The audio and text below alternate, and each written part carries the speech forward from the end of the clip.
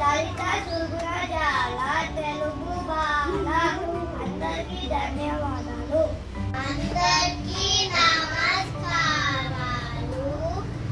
నా పేరు వర్ణిక.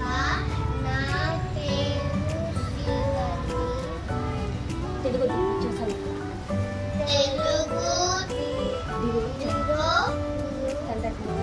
సందర్భంగా ఒక పద్యం చెప్తున్నాను.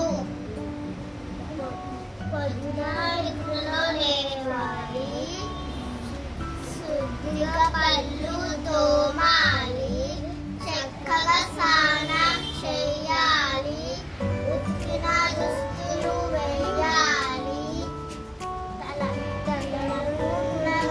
తువ్వాలి, భక్తితో దేవుణ్ణి మొక్కాలి, బలమైన తిండిని తినాలి, స్వచ్ఛమైన నీటిని తాగాలి.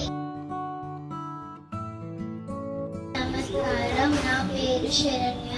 సెయింట్ జోసెఫ్ కాన్వెంట్ స్కూల్లో 5వ తరగతి చదువుతున్నాను.